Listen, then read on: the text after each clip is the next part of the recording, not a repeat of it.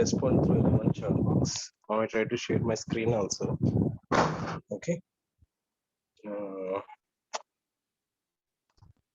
Okay. So I start my session now. Please respond through chat box, anyone.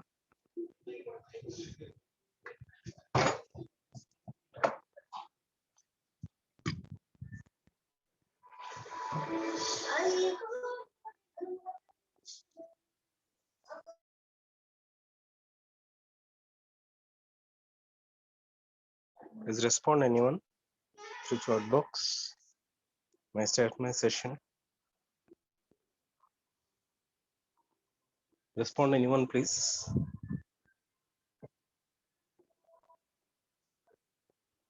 May I continue my session?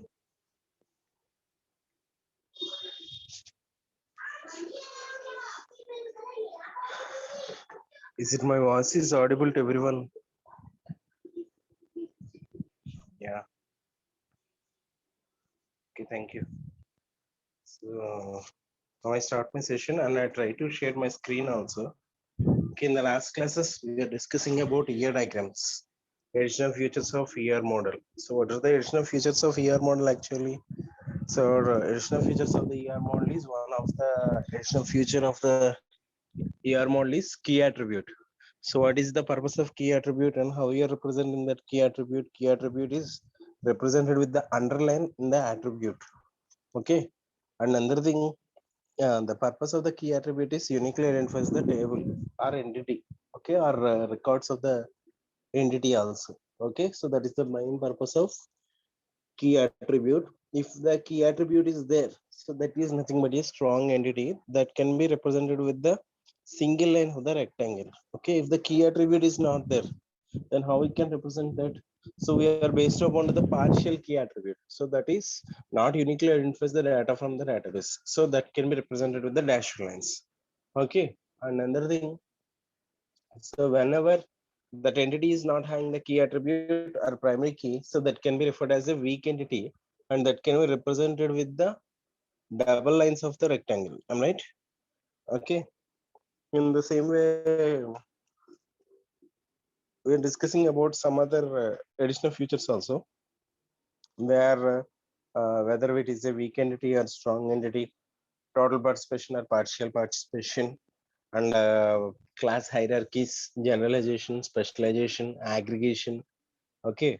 And another thing, we are representing the binary relationship, ternary relationship, reports to relationship. So in this type of we are discussing about different types of additional features of ER key model. Okay, ER data model. Okay, now we try to discuss about the integrity constraints. So what is the purpose of integrity constraint?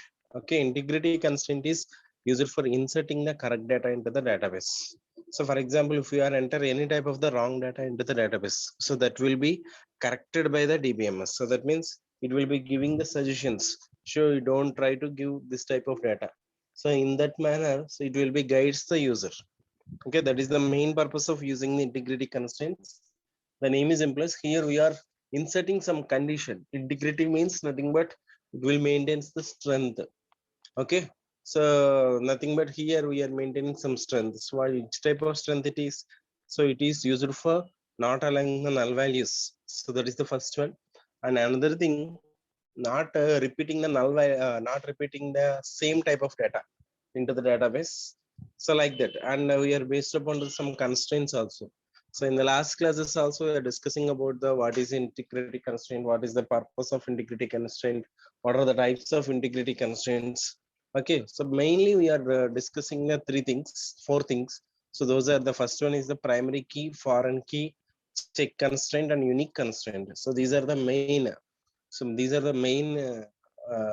These are the main constraints to maintain the integrity. Okay, so we try to discuss about that. Just to try to nothing but we try to discuss those type of four constraints with the small example. Okay, so for example, we also know about what is a primary key. So we need not to discuss about that. So we try to discuss later. So in the same way, foreign key also is there. And another thing, check is a one constraint. So check is used for to check that particular attribute value. For example, If we are maybe we should be consider the each and every person age is greater than or equal to 30. So then only it will be entered into the database. For example, this is our condition. Then how we can set that? Simple. So during the creation of the table, so we can specify the column name and domain name.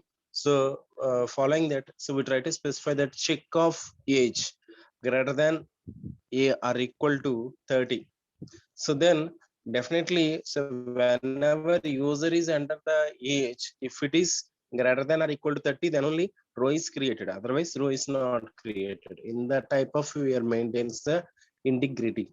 Okay. And another thing is here we are using unique constraint also. So that is also same like as a primary key. So, but in the case of primary key, we are based upon to the numerical data type. In the case of unique constraint, so we can use any one of them. So for whatever it may be, we are considered into the unique constraint. So that will be not repeated again. So that means, for example, basically this can be used for the designation. Okay, or maybe in that purpose only we are using that. For example, if we are giving the name, for example, if we are during the creation of the table, we are specifying the constraint. So that is unique of name. Okay, then it is not accepting the same name again. For example, so during the creation of the table, we are specifying unique of name. Okay, then if you are enter the name, for example, my name is Ganesh, so the same name is entered into the table, then the same name is not accepted again.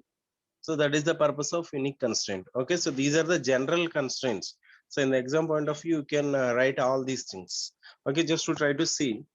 Okay, an integrity constraint is a condition that ensures the correct insertion of the data and prevents unauthorized data access, thereby preserving the consistency of the data. So that means it will be maintains the preserving the consistency of the data. And another thing, it will be the responsible for to inserting the correct data into the database. For example, the roll number of a student cannot be decimal value. Okay, so the database enforces constraint that the instance of roll number can have only integer value. So that means, so in some type of situations, maybe user enter wrong data value. For example, so maybe the roll number is 12. Okay, so for example, if the user is entered 12.0, then what happened? So that is the error value. Am I right? So that's why here we try to specify the constraint. Okay, so that constraint will be the responsible for to inserting the correct type of data into the database. Okay, as integrity constraints are specified and enforced in different times. So when the DBA and end users defines the database schema, he or she specifies the ICs must hold on any instance of the database. So when a database application is run, the DBMS checks for violations and disallows the changes the data that violate the specified integrity constraints. So there are three types of integrity constraints in addition to the domain constraint. They are key constraints, foreign key constraints, general constraints. Okay, so these are the main three types of integrity constraints. One is the based on keys, another one is the based on foreign keys, and another one is based on the general. So first of all, we try to see what about the key constraints. So in the case of key constraints, here we are considered candidate key, super key, primary key. Okay, and another one composite key, foreign key also. So all these are based upon to the key constraints. So key, what is a key constraint? A key constraint is a statement that a certain minimal subset of the fields of a relation is a unique identifier for a tuple. So consider the students relation and the constraints. No two students have the same student ID. So why? Because here the S number or student number can be declared with the primary key. Okay, so we also know about that how we are declaring the primary key. Am I right? How we are declaring the primary key? So during the creation of the table, so we can write the syntax create table name. So for example, if the table name is student, create table student and consider the only two fields, student number and student name. Then how we can create the table SNO, so data type, comma sname, comma data type, comma primary key of S number. So that is the one of the way. So and another type of way is SNO, data type and primary key. So that is also second way. So third way is also sending the primary key. So if for example, maybe if you are forget, so during the creation of the table, enter the primary key. So then how we can set that? So simple by using alter. Okay, alter table name, add. So add primary key of SNO. So at the time of the situation, also we can add the primary key to the existing table. I'm right. Okay. So another thing. Okay. So these are the types of ways to assign the primary key. Okay. First of all, we'll try to see what is a candidate key. Okay. A candidate key is a collection of fields or columns or attributes that uniquely identify the tuple. So that means in some type of situations, maybe the single field is not able to identify the uniquely identifies the data. So at that time of the situation, we need to based upon so combine the more than one field. Okay, let us take a closer look at the above definition of the candidate key. There are two parts of the definition, two distinct tuples in a legal instance. An instance that satisfy all integrity constraints, including the key constraint, cannot have identical values in all the fields of a key. No subset of the set of the fields in a key is unique identifier a tuple. So that means in some type of situations we can't take only single attribute value is able to identify the uniquely identifies the records. So at the time of the situation, here we are based upon to the more than one attribute value. Okay. So for example, we are consider the customer, the relation attribute. CID is the key. It is uniquely identifies the tuple in a relation. No two is in a relation, customer can have the same CID value. So I also know about this. So for example, if we are consider the bank, so in that bank, so no two customers having the same type of account number.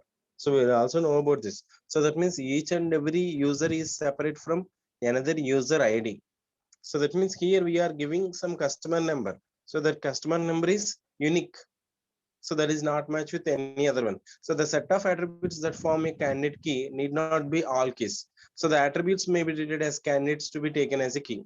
So the set CID CNAME is a candidate key. So that means here the name is implies candidate key. So that means here we are based upon the candidate. So in some type of situations, maybe we are based upon to the candidate key also. So that means we are based upon to the some character data type also. So that means here we are consider the more than one key attribute and another thing. So one of the attribute should be numerical and one of the attribute so maybe character data type.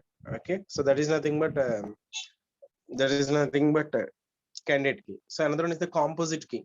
So composite key consists of more than one attribute that uniquely identifies the tuple in a relation. All the attributes that form set of the keys and all of them taken together determines a unique row in a table. So that means here also we are consider more than one attribute, and the main purpose is uniquely identifies a tuple in a relation. So all the attributes that form a set of keys and all of them taken together determines a unique row in a table. Okay, so here we are based upon to the so more than one attribute, but both attributes are considered into the numerical data type. So that means, if, for example, maybe we are based upon to the customer number, okay, or customer ID. At the same time, we are based upon the account number. So these two are the actually numerical, and both are not matched with another one. So any other one, okay. Next one is the super key. Super key is nothing but a combination of both candidate key and composite key. So in the case of candidate key, here we are consider the name of the candidate. Am I right? So in the case of composite key, here we are consider another numerical data type of the attribute. Okay. So in the case of super key, here we are combine the functionalities of both candidate key and composite key. So that means, for example, in the case of candidate key, which type of attributes are considered? Candidate ID and candidate name. Am I right? But in the case of composite key, candidate ID and account number. So if we are combine these two attributes, okay, then candidate ID, candidate name and account number. So that is nothing but a super key. I think you are able to see here. So super key of CID, account number and CNAME. So that means here more than one attribute is treated as to uniquely enforce the database. So in some type of situations, maybe the type of the situation is also occurred. Okay. Here all the three attributes taken together can be identified a particular record of for combination of any two attributes can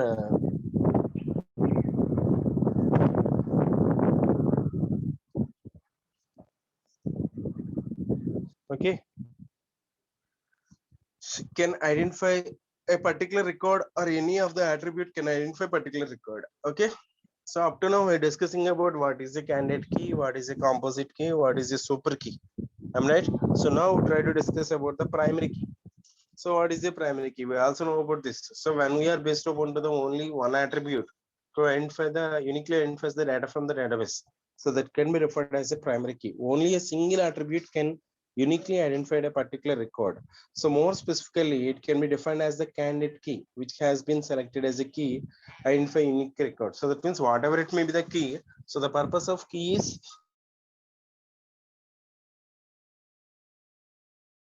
uniquely or super key or composite key or primary key. So whatever it may be, if it is a key, so the purpose of the key is uniquely identifies the data from the database. Okay. Uh, so if you observe here, so these are the differences. Super key. So that means here we are consider more than one attribute: candidate ID, candidate name, account number. So candidate key, candidate ID, candidate name. So composite key, candidate ID, account number. Okay. And another thing, primary key, candidate ID. Okay. Next one. Here, how we are specifying the constraint. Okay, how we are specifying the constraint in SQL, we can eliminate the chances of inserting duplicate data by using unique constraint. So just previously I mentioned about that. So what is a unique constraint and how we are specifying that constraint?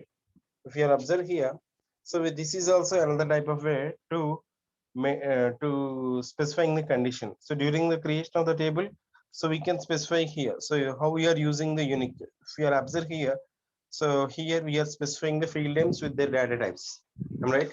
So then here we are also specifying unique of constraint at the same time. So okay, unique of name and age.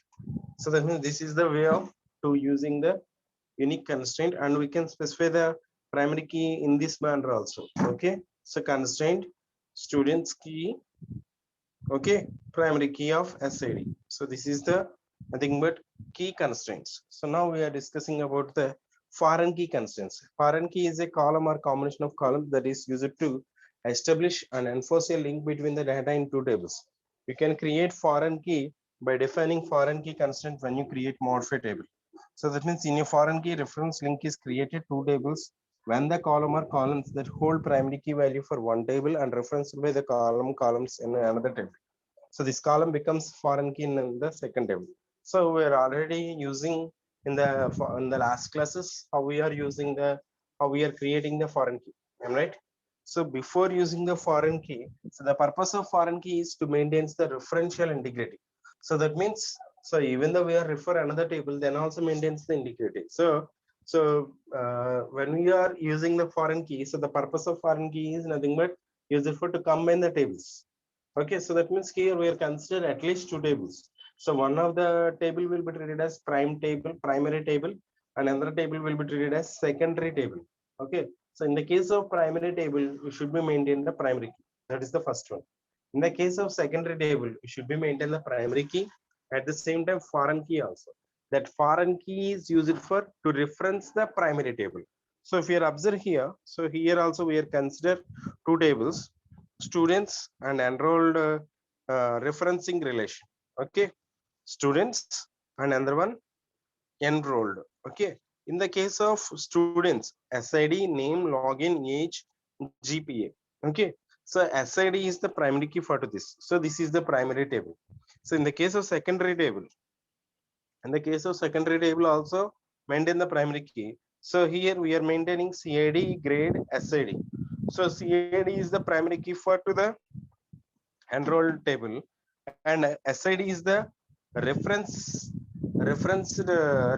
integrity. So that means this will be reference to the primary table. Okay, so in this type of here we are using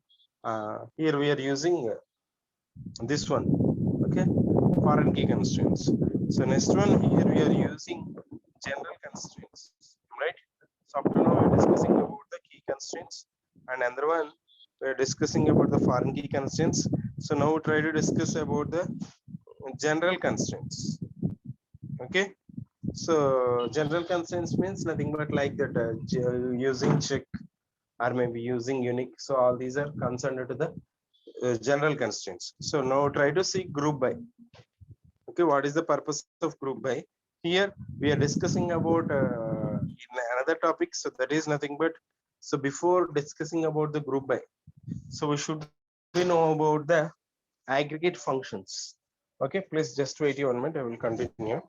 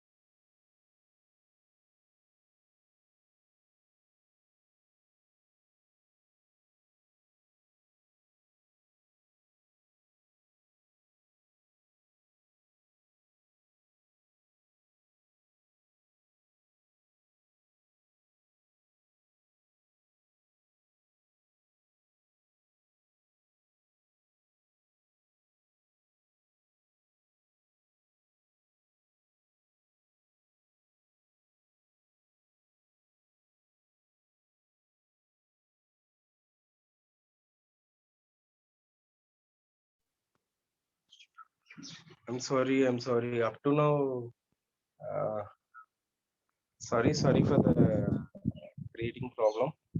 Actually, up to now, I'm explaining the topics, but I don't know. So I'm not using unmute. Sorry. I will try to explain in the next class. Okay, I will try to go explain the next class in the joins also again. So up to now, I'm not observing this. So I'm using mute. Sorry for the disturbance. Okay.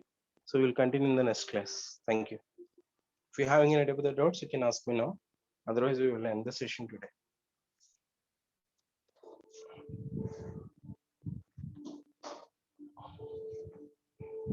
Am I end the session now? Okay, thank you, Anand.